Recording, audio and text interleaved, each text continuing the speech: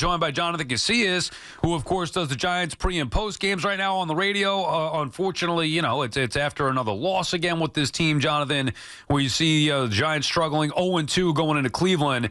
What'd you see from – I thought it was a significant improvement, though, from week 1 to week 2. Brutal loss. What did you see first glance at the Giants here in week 2? Well, I agree with you on one side of the ball. I think there was an improvement definitely on offense. I think Daniel Jones played a lot better. He looked a lot more comfortable. Malik Neighbors, we all kind of knew what he was, but I think he put, everybody in the league on notice that he is that guy. Unfortunate drop at the end, but, we have a short-term memory when you win. So if the Giants can win and he can get another catch like that, because he will be in that situation again, something similar, he can make us all forget about it. But the defense, that was my thing. Giving up 215 rushing yards on the ground. Shane Bowen's defense is, his defense is known for not giving up, 100-yard rushers in the red zone. And yes, red zone held up, 100%, 0 for 7, whatever it was, for the Commanders in the red zone. But that rushing yardage, man, that is not good at all. But then I watched Drew Phillips. Guys, I don't know, besides Dexter Lawrence, who else is playing at a high level on defense like Drew Phillips, bro. He played an outstanding, not even just the last game, the first 2 weeks. This kid's been playing some good football, man. So some stuff I want to, things they got to correct, but there's some promise there. It's a lot better than I felt after the Vikings lost, for sure. Yeah, overall, Jonathan, I was with you. I mean, look, they're 0-2, and I know people made a big deal about the kicker. I'm kind of over that by now. We could look ahead to the Browns in a second here. And I'm with you with Phillips. He looks like an absolute beast. Why, though, do you think? Like, the defense was okay not allowing a touchdown, but why couldn't they get the Washington football team to punt? What was the issue with the Giants' defense not being able to get the ball back to their offense? Well, I think, number one, they were getting out-physicaled. Washington had it in their mind that they're going to, run the ball, and that's what they did. And the Giants couldn't do anything about it. So they got out physical. They got hit in the mouth right away. They really didn't respond. I saw some split back stuff and some single back stuff from the Commanders that puts a defense into a single gap spacing, meaning every single person has a gap. And, some young guys, they may have been a little late or out of position, and the Commanders exposed them in the run game. And that was basically it. I didn't really see too many guys getting like destroyed or manhandled. It was more like a misfit, a little late, a bad angle here. And I think those are all things that can be corrected. Yeah. Which is good, but at the same time, it still happened. And Cleveland, they're going to run the ball. Like they're looking at that film like, oh yeah, we're going to be able to do anything we want to those guys, because if you can run the football, you can basically do anything you want on offense. Yeah, even though Deshaun Watson's a mess, I hear it's going to open up some passing lanes. Jonathan Casillas with us, BT and Sal every week. Of course, he is in the Giants radio booth, pre- and post-game show. Does a great job with us all season. A bigger picture before we actually get into the Browns, some other stuff here. Whether it's Dable, whether it's other coaches in the past, when a coach is, whether it's right or wrong, is on the hot seat and asked questions so pointedly in a press conference after week 2, how does that, if it does, trickle into the locker room for the players? Well, I think, most teams, especially teams that, have had their coach for a significant amount of time, teams kind of, take on and embody their head coach's personality. And when you're winning games, you can almost not talk however you want, but they give you a little bit more grace, a little bit more leeway. The leash is, pretty much out there like it was in 2022. Like Belichick. He can say whatever he wants. Right. And, I got you. Keep going. Yep. And then people just go along with it. But, when you're losing games, people want answers. People want answers when you're losing games. And there's questions that need to be answered. So it's kind of, and I talked to you guys last week about how it was comical listening to some of the post-game interviews, because it's kind of what I'm saying. It's like they're embodying what Dayball is, and it's difficult because you kind of got to answer some questions. When you're losing, you got to answer some questions. So you can't keep deflecting. You have to be straight up. And, New York media, they're Jordan Renan and those guys, they're asking those questions that you don't want to get asked.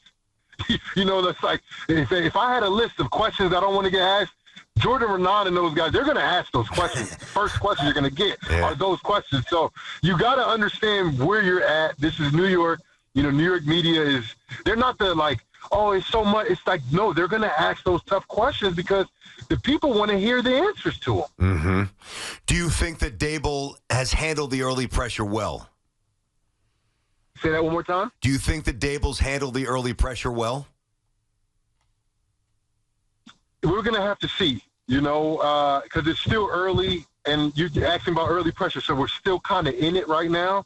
But the team has to respond. You know, the team has to, I would say, defend their coach, you know, because y'all have to play better. Yeah. You know, it's like Dayball is going to defend you guys as much as he can, but you can't just keep putting, you know, like the Vikings was a bad loss. People, I think, overanalyzed it because it was the Vikings, and I got my hands in quotations in Sam Darnold, but y'all just saw what they did to San Fran. I think they might be a little bit better than people think, you know, and then you can't lose to the Commanders, and it's like, I get that too, but the Giants got to figure out how to win games, so the questions, they slow down a little bit, and they're given a little bit more grace, because if the head coach is going to continue to do that, that has to go hand in hand with winning, because I don't think that's a winning formula to handle media and you're not winning games. BT and Sal on the Fan. We're talking with Jonathan Casillas, does pre and post for the Giants. Great guy to have on to talk about all things Giants. All right, well, you talk about winning games. Nothing they can do about it now. They've lost the first two, but they do head to Cleveland here. You know, significant underdog on the road in Cleveland. We know about Cleveland's defense, although they've been sloppy the first couple of games as well, just overall, Deshaun Watson, all of that. How, Jonathan, is it possible for the Giants to go into Cleveland? What do they need to do to go into Cleveland and come out with a dub? Well, I think offensively, keep improving, you know, not turning the ball over. I think the offensive line, they've improved from the first week to the second week. And if they can continue to do that and, you know, continue to, you know, distribute the ball, because I think that was one thing I took from the offense. They didn't distribute the ball that well. I think it was only 4 players that actually had a reception in the game, if I'm not mistaken. And I think they got to get a little bit more diverse in how they distribute the football. And then defensively, man, y'all got to be more physical. You know, y'all got to be able to establish that, hey, you're not running the football on us. You know, and they have the pieces to do it. You know, I'm not looking at a team, you look at their defensive roster, I'm not looking at a team that's like, hey, they don't have the guys on defense to slow down a rushing attack like the Cleveland Browns. Or like, you know, the Commanders or whoever in the league. They do have the guys. People have to understand how to play with Dexter Lawrence, right? When Damon Snacks Harrison, when he got to the Giants, I've never played with anybody like him. Like, he was a dominant force. He was averaging like 80-something tackles at defensive tackle, which is insane. I had to learn how to play with that dude. It took some games, but when you have a guy that dominant, it takes a little while to learn how to play with guys like that. And I think that's the reason why you're seeing not as much production as we thought from certain guys that we might have thought that was going to be leading the team right now, and whatever it is, pressures or sacks or whatever the case is, because they have to understand how to play with Dexter, because Dexter is doing things that nobody else in the league is doing right now. Okay. You know, so I think they will figure it out. I got my fingers crossed when I'm saying that, because I hope they do, because I got a lot of respect for a lot of guys on that defensive unit. So, I mean, I can't answer this. When does the, and it's not an excuse, it's more context on your part, I appreciate it, but when does that context evaporate? Like, when do they need to get used to playing with him by before it's a problem? 2 weeks ago. I got you. You know what I mean, you know? I don't know, man. They got to do it. They got to do it in a hurry, because, you know, I don't think the offense is dynamic enough to bail the defense out. Yep. You know, like last week, you know, it's only giving up, you know, field goals. All right, offense, let's get enough points to beat a team that can't score a touchdown. You know, but unless they figure out how to play complementary football, meaning the defense can be allowed to glue together, you know, new defensive coordinator, some new pieces here and there, you know, but it's like, do you really have that much time? And I say that much time. Spagnuolo's defense, right, for the Chiefs, he used to be the D coordinator for the Giants back in 2007. He was my defensive coordinator back in 15, 16, and 17. it took us a little while to catch on to Spags' defense. In 2007, they got smoked twice to open up the year. I don't know, 100 points scored in defense, but they believed, they bought in. It took a little while to do it, but eventually it happens. They just can't fault in their belief. They have to be steadfast and believe in each other, believe in what Shane Bowen doing, and they will improve if they have that mentality. I don't know how long. I'm hoping it happens in Cleveland this weekend. You think, Jonathan, this is a well-coached football team? I think so. I think there has been mistakes throughout, whether it was coaching, players, performance-wise, on the field, whatever it is. And it's still a young team. The Giants have a young roster, one of the youngest in the league. So I expect there to be mistakes, but I also expect for you to learn from your mistakes, as all adults should do. So I don't like to repeat mistakes from any player or coach, and that needs to be improved, or, it's going to be a struggle this year. They have to improve on, in every aspect of it, the coaching, the players, personnel-wise. You have to keep improving because there's other teams around the league that kind of got those things figured out already. I think that's fair. I really do. Final thing for me, Jonathan Casillas, BT and Sal on the Fan. So, granted, small sample for the Giants, but also a small sample from the rest of the NFC East here. Is it maybe not quite as potent as we thought coming in on paper? What do you see in the division? What, the NFC East you're saying? Yeah, just the East, yep. Well, I mean, we're last in the division after 2 weeks, so I don't, you know what I mean? Like, we're fighting now from behind. We're already behind. Yeah, but Dallas doesn't look as good. Like the other teams maybe don't look as good as I thought. That's really why I'm curious. Not that the Giants are playing well. They're not. But are the other teams as good as we thought? Maybe, maybe not. It's still early. You know what I mean? It's only 2 weeks in. You see a lot of things happen in the first month of the season. I think teams don't really hit their stride until, like, midway through the season. And with how everything is with the preseason nowadays, that's basically like now we're starting the season because you got your 2 preseasons out the way. Now let's go ahead and put it on there. It sucks that you're counting the games, but if you really think about it, when I play, guys, and I say we, as a starter, you played at least 4 quarters of football in the preseason. At least. You're playing 3 quarters in that third preseason and at least 1 quarter either in the second or the first preseason game. Now these guys are getting 10 plays. I don't know how they're ready to play football. Oh, some teams are ready. Around the league, hey, some teams are ready. Right. I agree with that. Minnesota looked ready from the first pass of the game. Well, I guess the first pass was a sack, but you know what I'm saying? Like, they looked early week 1. They looked good week 1. Saints look ready. And, yeah, I'm with you. I'm with you. But most teams, though, I think they're still trying to figure out what they are. Okay. All right, man. Jonathan, you think Eli Manning's a Hall of Famer, surefire Hall of Famer? Yes, I just don't know if it's first ballot. I think because there's arguments out there against, him making it to the Hall of Fame. I think that's why he's not going to be first ballot. But of course, I believe he should be in the Hall of Fame. I'm not even really looking at the numbers per se, because if you do that, I'm sure there are guys that made it back in the 70s and 80s that don't deserve to be in there if you're going straight on the numbers. Oh, there's no doubt. And I'll tell you what, and I'm not talking about Eli here. There's other guys just based on sheer statistical accumulation. And actually, this does apply a little bit to Eli, where you play for a long time, you have great durability, you look up, you got 1 million yards, you got 1 million touchdowns, but were you truly a superstar? Yeah, Eli, nobody's, if anybody doubts that Eli's going to eventually get in, they're nuts. I'm with you. I don't think he's a first ballot Hall of Famer. Listen, week to week, Jonathan, back in the day, I could ramble off 7, 8, 9, 10 quarterbacks who were simply better. Simple. Yeah. Yeah, I agree, but there is a such thing as a body of work that you cannot take from Eli. The body of work that he put together in his 16-year career, playing, basically not missing a game for the entire time. He got benched.